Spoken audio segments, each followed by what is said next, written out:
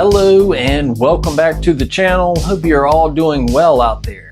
It is time for another early review, feature-length film directorial debut from Bryan Fuller. You may know him from Hannibal, which also stars Mads Mikkelsen, but this is his first foray into feature-length territory and kind of came out with some odd choices for this. I'm talking, of course, about Dust Bunny. I had no idea what this was about, never saw the trailer. Somebody told me it was like kind of horror adjacent, and my local Alamo, they were doing an early screening followed by a live stream Q&A, which I will be dropping in some footage of that along the way. So I kind of went in this blindly on a whim. Dust Bunny has a simple concept. It's about a monster under the bed that comes out at night and is trying to eat this little girl, Aurora, played by Sophie Sloane. Simple enough, but I wasn't expecting like all these sort of John Wick action style scenes in this. This movie's kind of an amalgamation of a lot of different ideas, and that's okay, but in this case, I don't think it quite works. Now, there are some cute, humorous moments between Mads Mikkelsen and this little girl, this assassin that's killing all these people, juxtaposed with this little girl who's scared of this monster. She seeks out his help. She offers him some money. He sort of entertains the idea, thinking that it's not real, but their story, their connection is kind of the glue that holds this movie together. The set design of this movie is very interesting. Bryan Fuller said that he was going for a French maximalist style. The biggest inspiration, I think, is French maximalist cinema. So like the collaborations of Genet and Caro, City of Lost Children, Delicatessen, Amélie were all movies that gave us all permission to ratchet things up and be more aggressive stylistically. So that was a lot of the inspiration, and it just really was about everybody contributed in such a massive way that it all became like a soup of all these great ideas that managed their way on screen. So it's hard for one person to take credit. It almost looks like an evil Wes Anderson sort of style. So aesthetically, there's always something visually interesting to look at. I was also kind of wondering, when does this take place? Because it sort of has this 70s aesthetic, but I don't know, it feels kind of timeless. I'm kind of neutral on that. It's not good or bad, but yeah, I was a little confused, like, when does this movie take place? This does have like a John Wick sort of quality to it. Fairy tale John Wick, if that's the thing. The fight scenes themselves are choreographed well, but that's the thing. This movie has a lot of action, a lot of gunfire and shootouts and secret assassin societies and the FBI and lots of things like that, which was kind of surprising because going into this, even though I hadn't seen the trailer, I was thinking, okay, Dust Bunny, sort of horror-ish. I was hoping for something along the lines of, say, Monster House. Well, Dad, why don't you kiss my hairy butt? Did you drink any beer? Which I absolutely love. Or just something like that. Just a kind of gateway kids horror movie. I think the biggest problem with this movie is it feels like an anthology entry stretched out to a feature-length film. What made you want to pivot and try directing a feature film? Well, this started out as an Amazing Stories episode, and we were having a lot of trouble pushing it through the approval process. And all of those episodes were designed to feel like Amblin movies of the 80s, so high concept kind of gateway horror stories. And because it was designed to feel like an Amblin movie of the 80s, it just seemed like, okay, this is the universe telling me that take this back, do it as a movie, tell Maz it's no longer an episode, and send him a feature script. I'm very curious as to why Bryan Fuller chose this material to make his debut. Oh yeah, Sigourney Weaver is in this. Yes, kind of a minimal role, but she is definitely in it. She has a few key scenes. She is the boss of Mads Mikkelsen, and she is sort of pushing him to neutralize this little girl that has seen him kill people and could potentially expose their whole operation.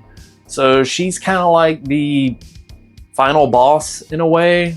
But it kills me to say this because Sigourney Weaver, I thought she was not great in this. I don't know if it was just the material that she was given, but yeah, I just wasn't buying her as this like villainous character. I don't know, something just wasn't clicking for me, but apparently her and Mads Mikkelsen got along great on set. And one of my favorite things about making this movie was how mutually adoring Maz and Sigourney were of each other, and could never quite say because they're both professionals, but they would each whisper to me their affections, attractions, intimidations, and love of the other person.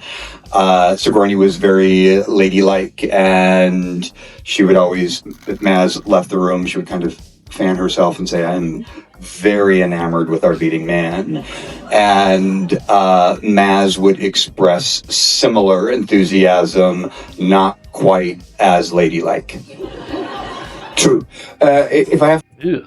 And to round out the cast, David Dastmalchian is in this. He plays this awkward hitman. It's always good to see him pop up and stuff. Through a lot of this movie, I was just a little bored, and it got me thinking, like, man, David Dastmalchian would make a good Gomez if they ever rebooted Addams Family, right? So the big question that I had after this movie was over was, who was this for?